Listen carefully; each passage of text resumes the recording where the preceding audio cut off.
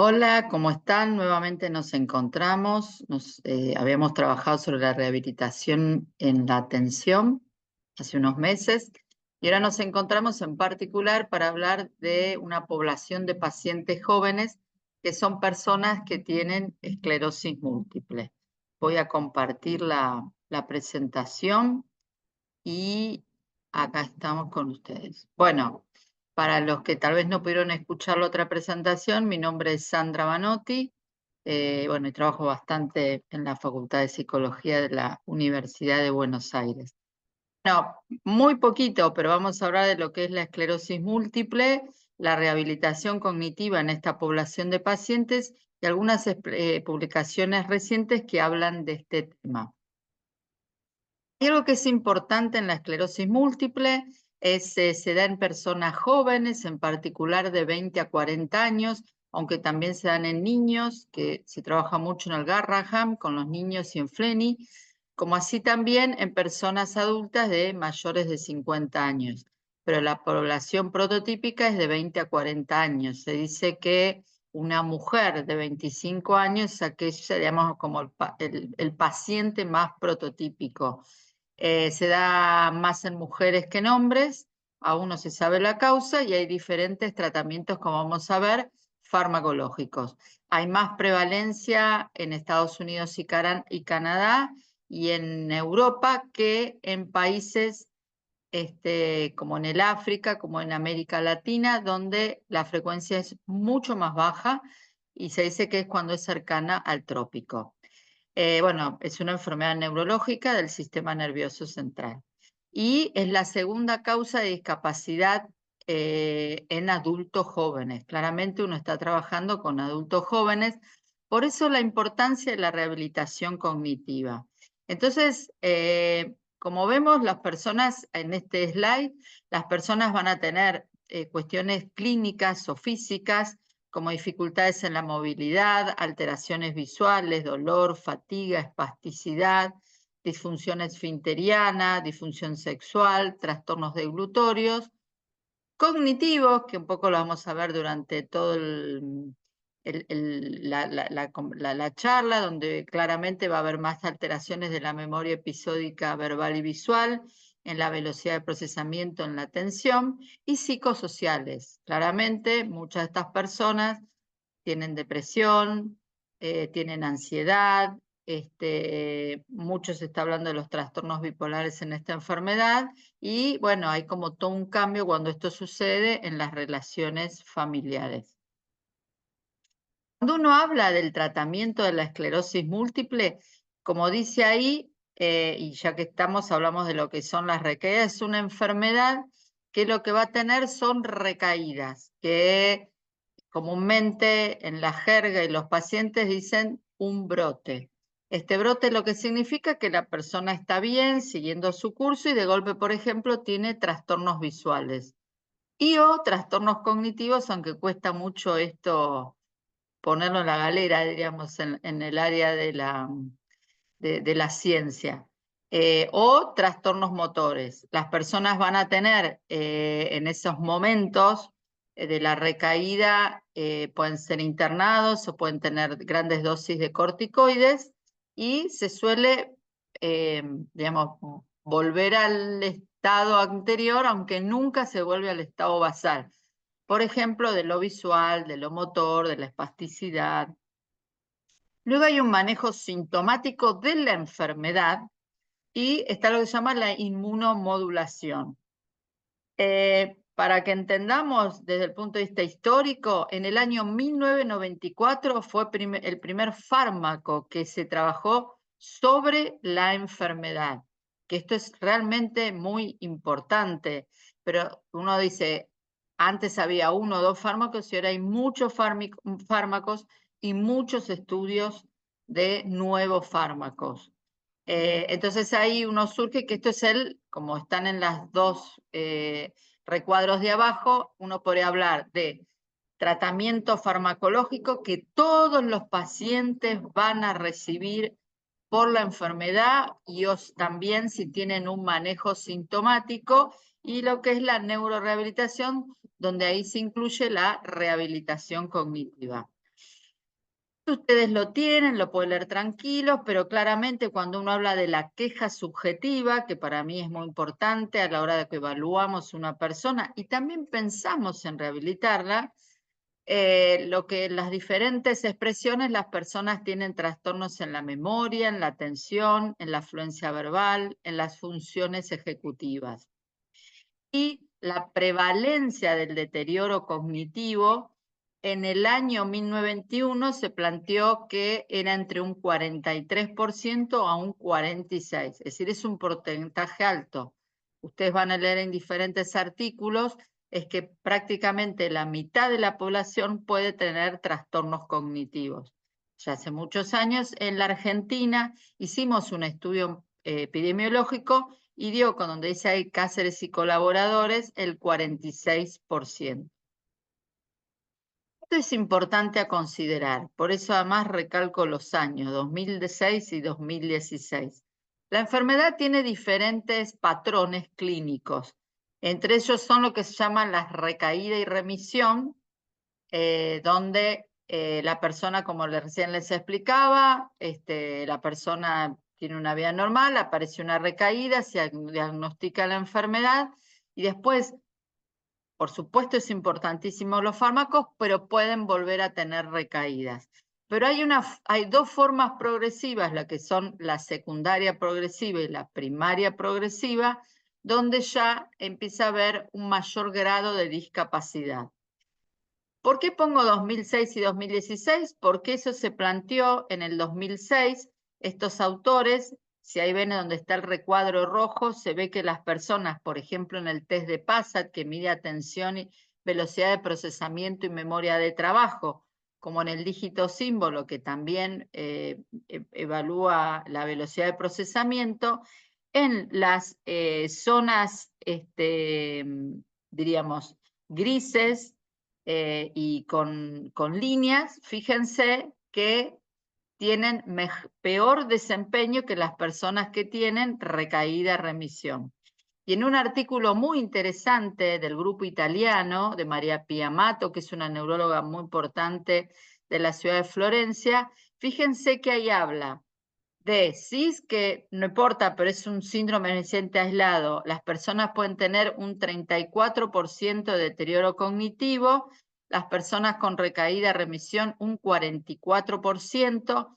Y fíjense, las personas con secundaria progresiva y primaria progresiva tienen un 79 y un 91%. ¿Por qué esto es importante también para recalcar en esta clase de rehabilitación?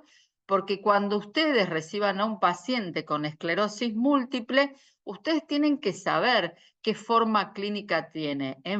A partir de eso también son los objetivos que se proponen en el tratamiento de rehabilitación cognitiva, porque seguramente las personas con primaria progresiva o secundaria progresiva van a tener mayor deterioro cognitivo y tal vez también en más áreas. Como dije anteriormente, estas son las áreas más frecuentemente, digamos, alteradas, que son la memoria episódica, tanto verbal como visual. Digamos, muy raramente puede estar alterada en la memoria semántica. Yo nunca vi y he visto muchísimas personas con esclerosis múltiple. En la atención, en particular lo que es la velocidad del procesamiento, en la fluencia verbal y en menor grado en las funciones ejecutivas. Es interesante porque esto se dijo en 1991 y se sigue sosteniendo. Cuando uno habla de la atención, por supuesto, y ya tratemos de hablar un poquito de lo que es la rehabilitación, a las personas le va a costar la concentración, por supuesto. Entonces, lo que uno tiene que tratar es evitar los estímulos. Nosotros decimos desde, no solamente en la vida, y esto también es importante, ¿no? Son personas jóvenes, muchas de ellas muy jóvenes, bueno, que van a fiestas, que van a charlas, que van a hacer un movimiento social, y nosotros decimos que si quieren hablar con alguien, que le guste o no le guste, o no sé, cualquier cosa distinta a la que uno dice, bueno, si vas a una fiesta, andate al balcón, andate a la cocina, buscar lugares donde se eviten los estímulos. como así también cuando las personas estudian, los más jóvenes o los que trabajan. Bueno, y lo que claramente hay una gran alteración es la velocidad del procesamiento. Entonces, es muy probable que los test que se tomen sobre velocidad de procesamiento en esta población estén alterados. Siempre es un objetivo prácticamente en las personas con esclerosis múltiple. ¿Por qué digo esto? Fíjense, en este artículo que yo dije del grupo italiano, muy importante, más reciente, además lo que es importante, fíjense que la totalidad de las personas eran 1040 pacientes. Fíjense que cuando habla de la velocidad del procesamiento, en las recaídas remisión es el 45.7 y fíjense que en las secundarias progresivas 79 y primarias progresivas 66.7. Esto claramente lo que está mostrando es que casi el 80% de la población va a tener trastornos en la velocidad del procesamiento. Bueno, y cuando hablamos de la memoria, como dije recientemente, es la memoria episódica, es la memoria verbal, es la memoria visual.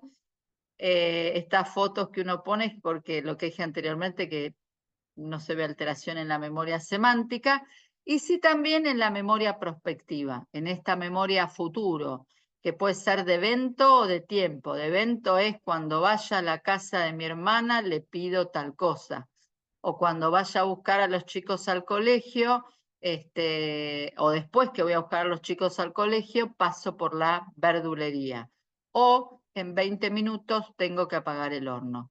Claramente esta memoria prospectiva es muy atencional y ejecutiva porque necesita de una codificación importante para decir cuando vaya a la casa de mi hermana, y es ejecutiva porque tiene un proceso de iniciación. En algún momento, como autoiniciación, tengo que pedir algo o tengo que ir a la verdulería. Bueno, acá estoy hablando esto de la memoria episódica y la memoria prospectiva. Y cuando uno habla del procesamiento de la memoria, como todos sabemos, está la etapa de codificación, la etapa de almacenamiento y la etapa de recuperación, y particularmente las alteraciones se dan en la etapa de codificación. Siempre vemos que la persona que codificó una conversación o una lista de palabras, después la recupera. Esto por eso, justamente es porque tiene digamos, un área, digamos, la atención está claramente, tiene una gran incumbencia. También las funciones ejecutivas, todos sabemos lo que son las funciones ejecutivas, algunas de ellas están alteradas, pero no todas o en menor grado, podríamos decir. Uno toma, por ejemplo, el test de Wisconsin, así, y las personas no tienen alteraciones. Sí son más alteraciones, más de, bueno, sí, de flexibilidad, pero en general es el menor porcentaje. Y como estuve nombrando recién, la velocidad del procesamiento sí tienen alteraciones. En el lenguaje es la fluidez verbal. Es decir, las personas no van a tener trastornos en la comprensión o en la producción, sino te dicen, estoy hablando una conversación y me quedo sin palabras, ¿sí? Así que bueno, todo esto, digamos, ustedes lo vieron en otras poblaciones, o en rehabilitación del lenguaje o la rehabilitación de las funciones ejecutivas, lo que sería la productividad, es decir, que uno tiene que trabajar en nombrar objetos, nombres de personas, nombres que empiecen con una determinada letra, nombres que finalicen, palabras que finalicen de una determinada letra. Estos son puntos muy importantes que se tienen que trabajar en rehabilitación cognitiva. Me gusta, voy a volver a la anterior de memoria prospectiva. Yo lo hago mucho en rehabilitación cognitiva. Es, por ejemplo, cuando se inicia la sesión, puedo decir, no sé, en media hora la persona tiene que anotar, por ejemplo, deportistas argentinos, no sé, lo que más se asemeje, digamos, a los intereses del paciente. Esa sería de tiempo. Y también, por ejemplo, decir, cuando Sandra diga qué lindo está el día, la persona tiene, qué sé yo, cambiar de color de virome. Es decir, y después eso empieza y después uno sigue la sesión con los diferentes objetivos. Y la verdad que uno se sorprende en los inicios de que las personas se olvidan, o las personas que ahí hay algo que es interesante, primero que no piensan que es importante, y uno es parte de la rehabilitación cognitiva, decir que uno en la vida diaria está lleno de estas situaciones que tiene que hacer a futuro. Entonces son importantes, aunque la persona no trabaje, etcétera. Entonces uno un poco es ayudarlo a organizar, a considerarlo, a no olvidarse los contenidos de lo que tiene que hacer. Perdón, pero me había olvidado. Bueno, si uno ve un informe neuropsicológico de las personas que tienen, de las personas que tienen esclerosis múltiple, ustedes van a ver ahí que se toma la memoria, la memoria verbal, como así también la memoria visoespacial. Fíjense cuando ahí dice 724. Esta persona, como está a un desvío y medio, fíjense que tiene trastornos en la memoria verbal y la memoria visoespacial. También se les toma la fluencia verbal fonológica y la semántica, el PASAT, el cual mide velocidad del procesamiento, donde este paciente lo tiene alterado. Y bueno, en una batería que se llama Beacon, que afortunadamente la hemos validado en la Argentina, que yo les compartí en el campus esa publicación. Fíjense, la persona puede tener el símbolo dígito modality test, que es el test que mide la velocidad del procesamiento, el test de California, que mide la memoria episódica, y el BMTR, que es un test de visoespacialidad, el cual mide la memoria visual. Esta persona tiene ahí alteración en el BICAN, donde dice SDMT, y en el California. Fíjense también que lo que se está viendo ahí es presencia de rasgos de depresión y presencia de fatiga. No es para hablar en esta, lo voy a decir a nombrar, pero son los dos grandes confundidores, la depresión, los dos grandes confundidores de la presencia de deterioro cognitivo. Por un lado la depresión y por el otro lado la fatiga. Son personas que están fatigadas, con un cansancio excesivo. Y bueno, y de paso digo esto, que generalmente siempre le tomamos un cuestionario donde las personas pueden escribir acerca de la percepción del deterioro cognitivo. Bien, como dije anteriormente, esto es indiscutible, que las formas clínicas tienen mayor alteración, que las pacientes con recaída de remisión, que es el 80% de la población, tienen el 43% de deterioro cognitivo. Y algo que es importante, desde hace 20 años, menos, de hace 10 años, se plantea que desde estadios incipientes de la enfermedad, es decir, desde que se diagnostica, las personas pueden tener alteraciones cognitivas, que esto antes se planteaba que no tenían, que tenían cuando iba pasando la enfermedad. Eso está totalmente descartado. Entonces, vuelvo a rehabilitación cognitiva. Una persona hay que tratarla a partir del déficit cognitivo, no esperar a que pase mucho tiempo. Esto es un trabajo que estamos haciendo, yo creo, desde el llano con los neurólogos. Y con la discapacidad física. Esto claramente es una enfermedad de mayor compromiso motor para el mundo neurológico, se plantea que son de mayor discapacidad física, pero hay una gran discapacidad, podríamos decir, cognitiva, y entonces antes se pensaba que cuanto mayor deterioro motor, mayor deterioro cognitivo, y eso está totalmente descartado. Uno puede tener una persona con esclerosis múltiple sin déficit motor y sin embargo con deterioro cognitivo. Y como dije anteriormente, la depresión y la fatiga son dos grandes confundidores. Esto habla de la depresión. Bueno, ¿por qué la depresión es importante? Porque fíjense, en este estudio del año 2014 se planteaba que aquellas personas con depresión tenían en la población, menor rendimiento en el test de PASAT y en el test del California, que es un test de memoria verbal. Esto es importante para la rehabilitación cognitiva, porque es un gran confundidor para trabajar todas estas funciones. Entonces, Las alteraciones cognitivas se dan en la memoria episódica, verbal y visual, en la memoria de trabajo, en la velocidad del procesamiento y en menor grado en las funciones ejecutivas. Este artículo muy interesante del 2021, en un importante número de pacientes, lo que mostraron a través de un análisis estadístico, en general, en qué función cognitiva comienza el deterioro. Y fíjense, en el primer cuadrado negro, en el test dígito-símbolo. Luego sigue el de la memoria espacial, visoespacial, el CBLT, que es de memoria verbal, el PASA, que es atencional, el DKFS es un test de funciones ejecutivas que no está validado en nuestro país, y bueno, y este. Es decir, fíjense qué interesante este artículo, que ustedes lo pueden encontrar en internet si no me lo piden. No me acuerdo si lo compartí, donde plantea que la velocidad del procesamiento es uno de los primeros ítems o funciones cognitivas, o rasgos de las funciones cognitivas que comienzan a estar alteradas. Por eso, frente a todos estos datos, uno tiene que pensar que en los pacientes tiene que trabajar la velocidad del procesamiento.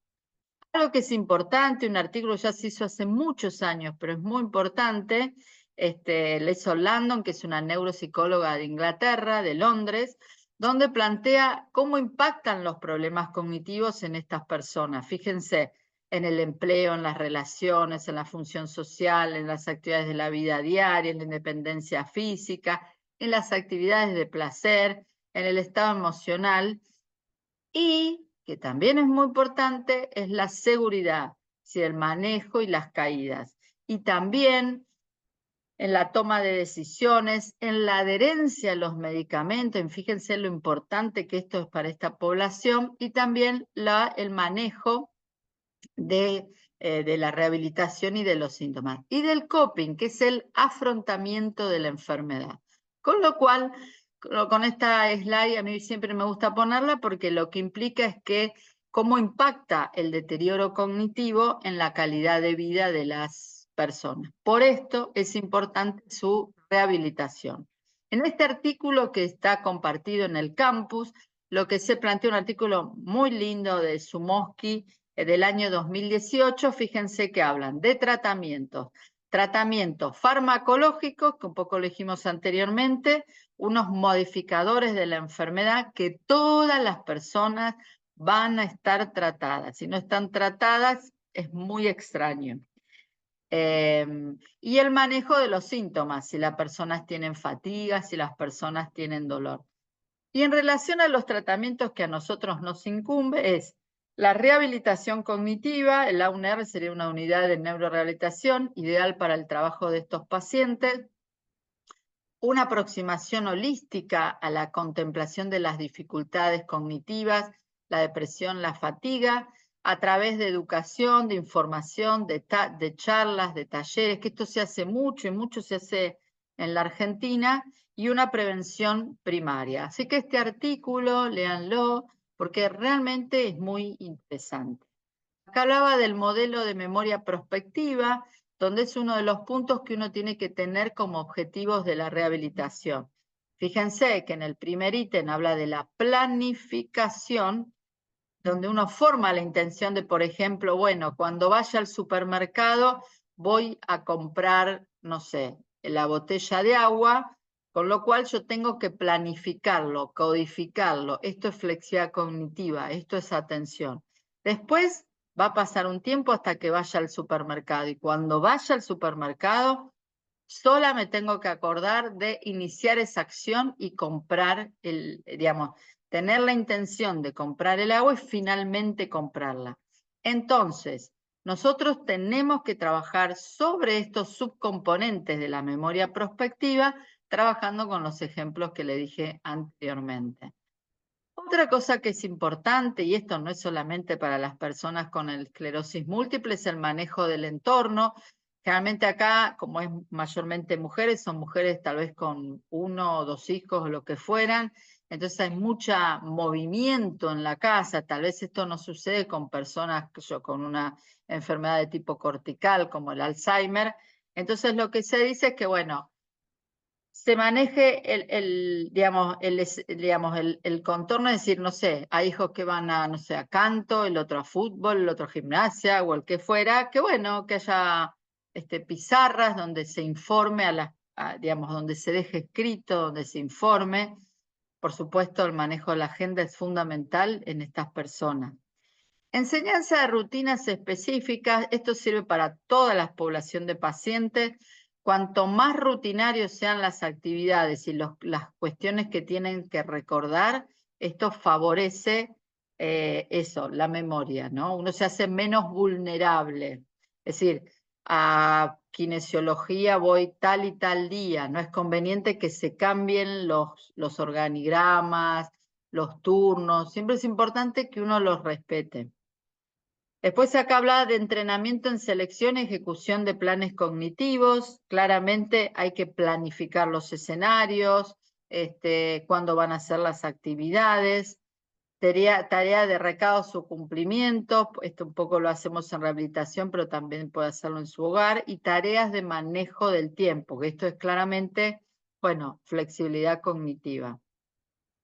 Bueno, y también trabajar cuando uno habla de las autoinstrucciones y las estrategias metacognitivas, es un poco decir, muchos pacientes no reconocen estas dificultades, por decir, son personas jóvenes, difícil de reconocerlas, mientras que otros, sí.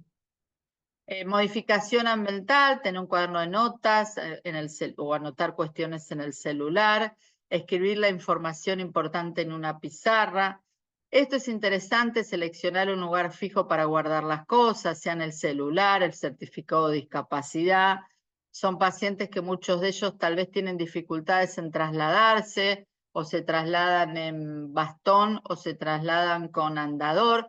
Entonces, no sé, si llegaron a parar el colectivo y se olvidaron algo, volver es una cuestión de tiempo que pierden y de fatiga, que también eso hay que controlar la energía.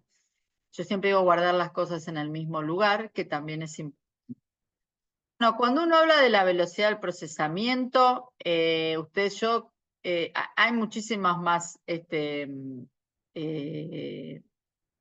ejercicios, pero uno que es interesante, por ejemplo, lo pueden hacer en un PowerPoint donde cualquiera de estos objetos se mueva, o se pueden poner otros objetos que tal vez sean para más adultos, y la persona tiene que hacer clic para hacia dónde van los objetos. Fíjense ahí dónde está, pues llamaría la vaquita de San Antonio, que pueden para el costado, para el otro, y a diferentes velocidades. Por supuesto, hay otras pruebas. Yo hablé en rehabilitación de la atención de los programas de rehabilitación cognitiva, que una de las grandes ventajas es justamente trabajar sobre la velocidad del procesamiento, que a veces nos cuesta mucho como terapeutas cuando estamos trabajando con lápiz y papel. Pero bueno, esto, la verdad que lo hizo una compañera de la institución y funciona. Bueno, acá es interesante, ¿no? Fíjense, tenemos una persona de 29 años de edad, con 17 años de escolaridad, tiene la forma clínica recaída remisión.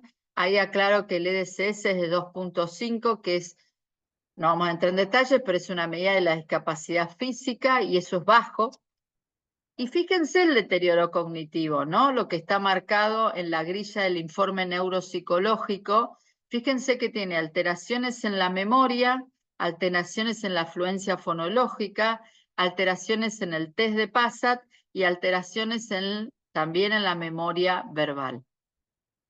Tiene fatiga y también tiene depresión. Entonces, uno lo que tiene que pensar en rehabilitación cognitiva con estos pacientes, porque pueden ser crónicos, es decir, no se pueden estar trabajando todo el tiempo. Es decir, uno lo que tiene que marcar son módulos. Por ejemplo, módulo de 3 meses de 2 veces semanales. Y uno se tiene que proponer objetivos. A partir de esos objetivos uno trabaja en rehabilitación para luego, cuando se finalice, hacer un informe final. Entonces, por ejemplo, en memoria, fíjese, dicho aspecto se aborda en el informe final.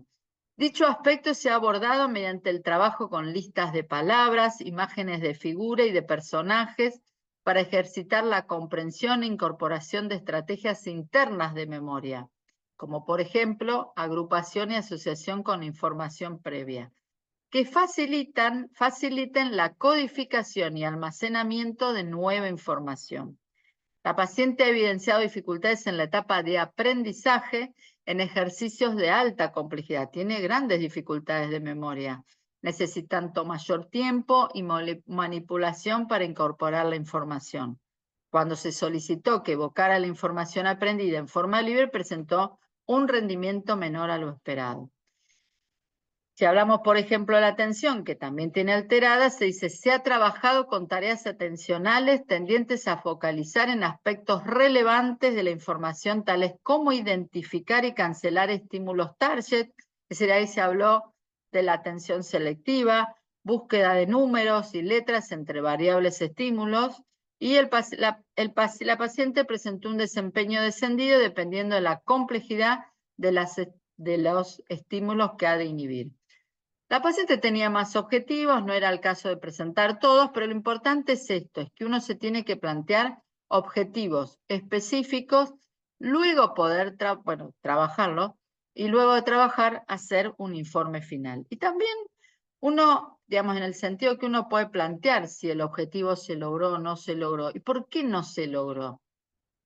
Porque fue tal vez el paciente no fue colaborativo, porque, bueno, las cuestiones cognitivas clínicas, diríamos, no lo permiten. Fue una equivocación del terapeuta en plantear esos objetivos. Y cuando uno va a las publicaciones, el nivel de Estados Unidos y Europa, particularmente, que son los países que más publican, uno de los puntos es que se hacen trabajos de módulos, digamos, de estudios de módulos pequeños, tal vez pueden ser 12 sesiones, 10 sesiones, fíjense que ahí dicen 6 semanas, 10 semanas, 12 semanas, el máximo son 12 semanas, y con cuestiones muy estrictas. Fíjense, este artículo también ya se los compartí, donde habla de aproximaciones restaurativas y aproximaciones compensatorias.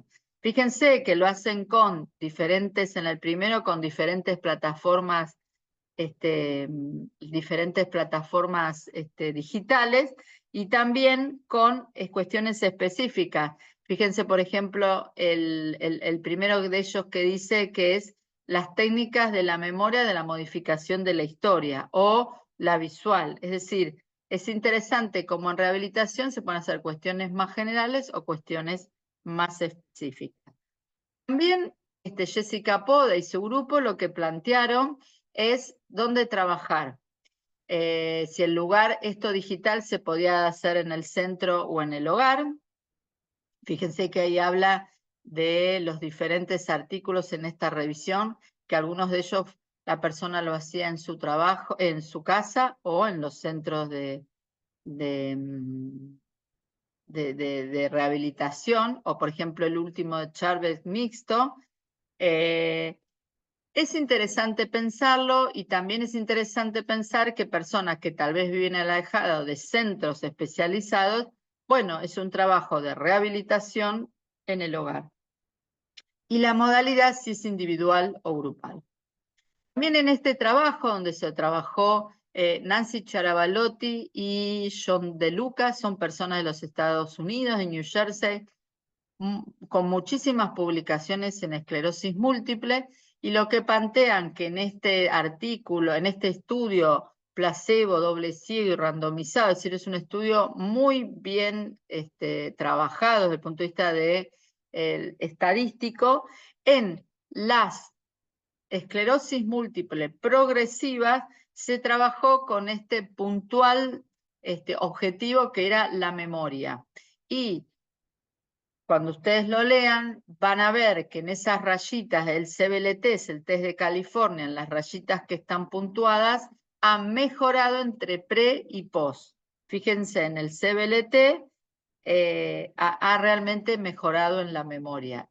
Estos son indicios porque aún no hay tantos trabajos en rehabilitación cognitiva que nos permiten pensar en que sí dan un efecto positivo. Esto no sucede con poblaciones como el Alzheimer así, o especialmente en los traumatismos encefalocranianos y en las personas con accidentes cerebrovasculares, que hay mucho más publicaciones presentadas. Fíjense este también, qué interesante, es un artículo donde habla de la esclerosis múltiple secundaria progresiva. Y fíjense que es un trabajo acerca de aquellas personas controles y aquellas personas que han realizado rehabilitación a través de digital. Y las personas que están en gris oscuro, no han mejorado, digamos que hicieron rehabilitación, han mejorado en diferentes funciones, como por ejemplo en el dígito símbolo, en el test de memoria visual, han mejorado más que las personas que no hicieron la rehabilitación. Este trabajo es muy importante, ustedes habrán escuchado en todo este curso acerca de la rehabilitación aeróbica intensa, lo que hace es mejorar el deterioro, digamos, a las cuestiones cognitivas. Esto se está trabajando en muchas poblaciones de pacientes. Y fíjense donde dice que el estudio se hizo en 3 semanas y se hizo, un grupo era con ejercicios aeróbicos intensos y otro grupo con ejercicios estándar. Y desde el punto de vista neuropsicológico se evaluó con la batería Vicans, que mide la memoria verbal y visual, la atención y la fluencia, digamos, la atención, y ahí lo que observamos, fíjense, que en la memoria verbal los pacientes que hicieron este tratamiento aeróbico intenso han mejorado en el recuerdo. Otra cosa que es importante cuando dijimos la rehabilitación, una cuestión es la rehabilitación cognitiva particular y otra cosa es la educación. Nosotros trabajamos mucho en eso. Cuando digo nosotros, es el equipo que actualmente trabajo en INERE, lo trabajamos en conjunto con la Asociación de Esclerosis Múltiple Argentina, que es EMA, que ustedes la pueden buscar por internet. En Buenos Aires está EMA, Esclerosis Múltiple Argentina, y ALSEM, Asociación de Lucha contra la Esclerosis Múltiple. También muchos años yo trabajé en el Hospital Ramos Mejía y ahí también se hacen diferentes talleres. Entonces es interesante hacer talleres para pacientes, para que las personas trabajen a nivel grupal las cuestiones cognitivas. No es puntual acerca de los objetivos como hablábamos antes, pero sí favorecen las cuestiones cognitivas. También la información a pacientes. Es interesante, son personas jóvenes que sepan qué es la memoria, que sepan qué es la atención, que sepan qué es la velocidad del procesamiento, qué cosas tienen que hacer para que ellos solos busquen estrategias. Y charlas a la comunidad. Esto también se hace mucho y especialmente se hace en el 30 de mayo, que es el Día Mundial de la Esclerosis Múltiple, y en general en las diferentes instituciones, en las diferentes ciudades, se hacen actividades.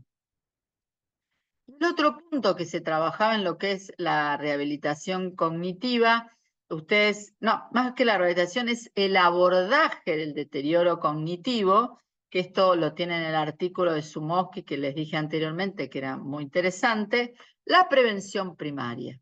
Una es el ejercicio físico, otra es la actividad mental, ser activo claramente, manejo de riesgos cardíacos, manejo de otras comorbilidades, no fumar y el manejo del estrés. También esto es importante.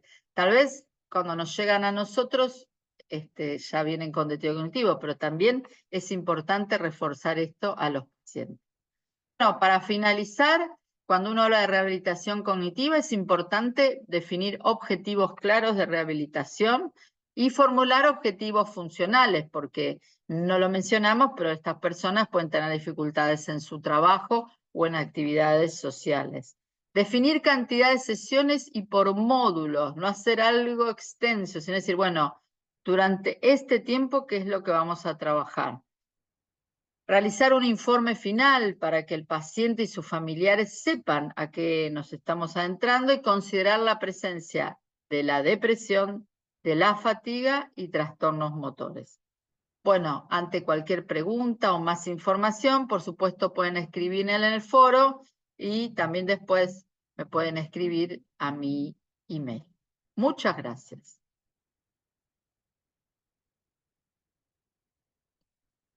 Dejar de compartir.